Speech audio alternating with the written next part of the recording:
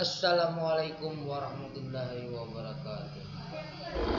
Selamat seluruh bangsa Indonesia, rakyat Indonesia, pada khususnya pada masyarakat yang menyukai akan teknik otomotif. Sekarang saya akan membahas masalah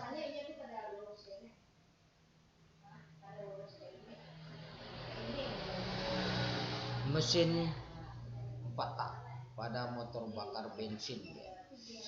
Ini di sini kita akan singkat cerita, akan membahas pemahaman cara kerja daripada sistem motor bensin pada 4 langkah atau mesin 4 tak. Pertama di sini pada mesin 4 tak ini perlu kita pahami bahwa mempunyai komponen-komponen yang sedikit banyak, lebih banyak daripada mesin 2 tak yang terkonsentrasi kepada head cylinder. Kalau pada mesin 2 tak itu lebih mengutamakan pada blok ya. Kalau ini pada head cylindernya, pada kepala silinder bagian atas. Pertama yang perlu kita ketahui bahwa komponen daripada mesin 4 tak ini itu terdiri daripada klep ya. Mungkin di masyarakat tahu bahwa yang namanya klep atau bahasa tekniknya valve yaitu tempat menutup dan membukanya saluran bahan bakar ya. Setelah itu tempat pembuangnya bahan bakar hasil dari pembakaran pada mesin 4 tak. Klep ada yang namanya klep masuk ya. Ini klep masuk yang memang dia membuka dan menutup daripada saluran bahan bakar yang berasal dari karburator. Kalau dia sistem karburator. Untuk membuka dan menutupnya klep ini itu yang punya kerja adalah camshaft atau as klep yang berada di tengah ini akan dihubungkan dengan rocker arm atau pelatuk yang akan dihubungkan dengan klep sehingga klep itu akan tertekan dan kembali menutup. Itu cara kerjanya. Nah, tadi ada dikatakan cam. Cam adalah as klep yang bekerja untuk membuka dan menutup klep ya. Sedangkan di sini ada di ruang bakar ada lagi busi ya, yang sebagai pemicu pemercikan bunga api nanti. Dan seterusnya pada blok itu hanya sebagai jalur bergeraknya daripada piston. Ini piston turun naik. Di blok ini tidak ada lagi media yang membantu untuk sistem mesin 4 tak ini. Setelah itu ada yang namanya stang piston yang menghubungkan piston dengan poros engkol. Poros engkol ada di bawah. Yang nanti akan bekerja ya, yaitu menghubungkan antara poros engkol dengan camshaft. Ya. Itu cara kerja daripada sistem 4 tak. Ya. Oke, tadi sedikit pembahasan mengenai komponen daripada sistem 4 tak yang memang terkonsentrasi dia pada ranah head cylinder atau kepala dari silinder, ada klep, ada camshaft, ada ruang bakar, ya, ada ruang masuk, ruang buang, itu terkonsentrasi pada head cylinder. Tidak halnya pada mesin 2 tak, dia terkonsentrasi semuanya pada blok. Tidak ada sistem klep. Dan uniknya adalah bagaimana balance seimbangnya kerja daripada poros engkol dengan camshaft. Itu uniknya pada mesin 4 tak ini. Baiklah, kalau untuk langkah mungkin sama ya, yang terjadi sama, tetapi yang jelasnya pada mesin 4 tak pergerakan piston itu 4 kali dalam melaksanakan satu tenaga, dalam menghasilkan dalam satu tenaga.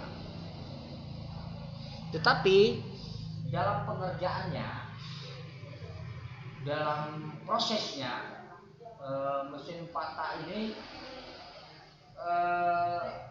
yaitu kita membahas dulu pengertian daripada mesin 4 tak ya. 4 tak itu adalah mesin 4 tak adalah suatu alat yang bekerja bisa menghasilkan satu tenaga, atau boleh dihitung dia menghasilkan satu tenaga apabila piston bergerak 4 kali ya, piston bergerak 4 kali.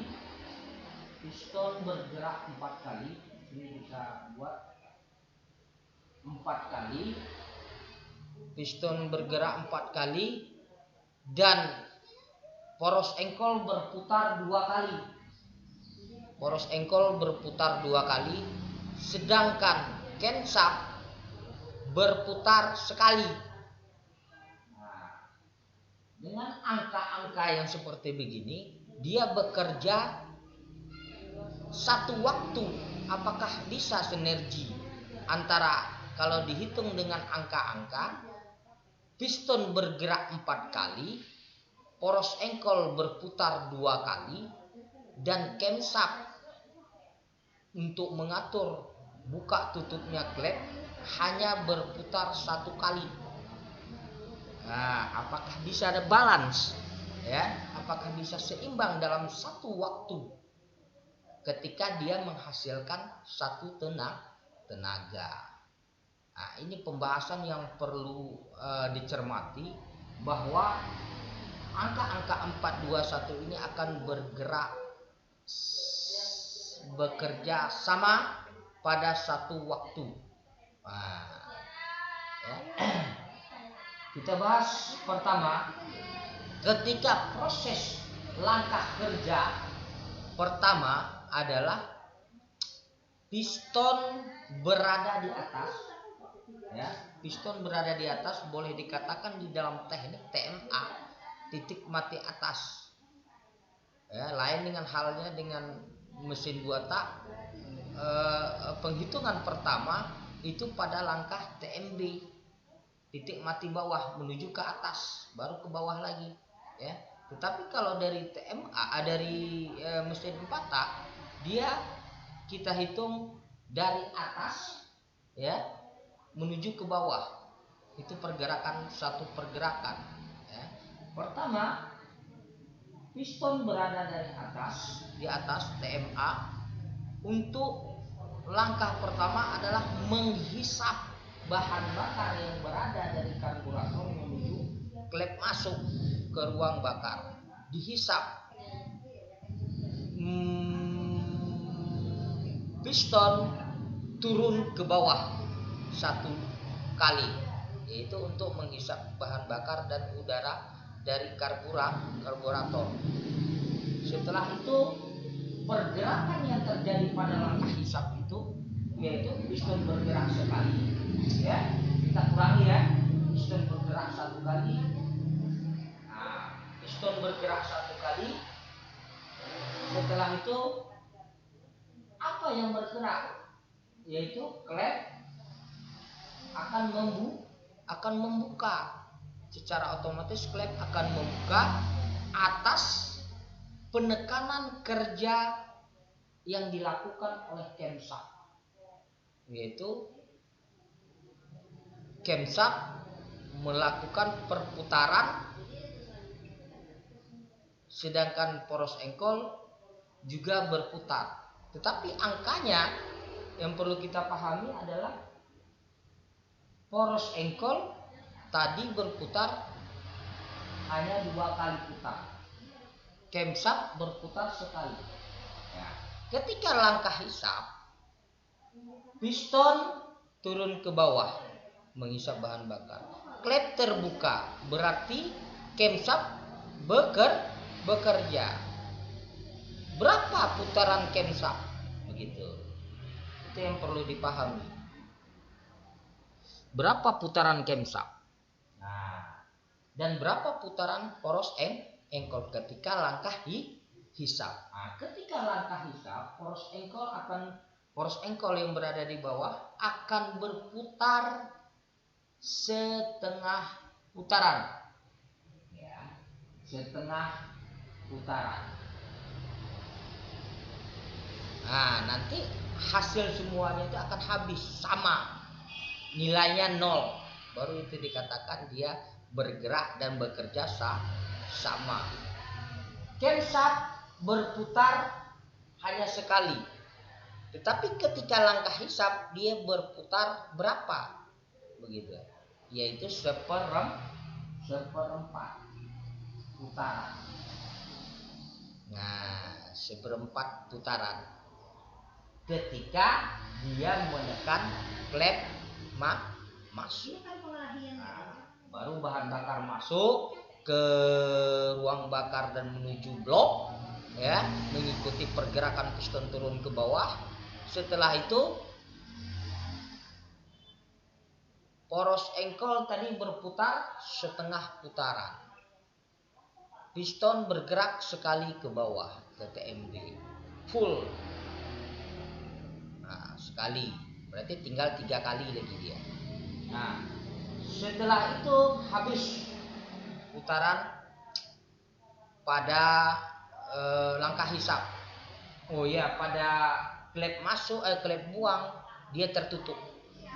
Wah, tertutup. Masuk ke langkah kedua adalah langkah kompresi. Langkah kompresi ini yaitu langkah yang menekan bahan bakar yang telah dihisap tadi, lalu ditekan, akan menjadi pengkaputan antara bahan bakar dengan udara, pencampuran bahan bakar dan udara, ditekan ke ruang yang menyempit, yaitu menuju ke TMA.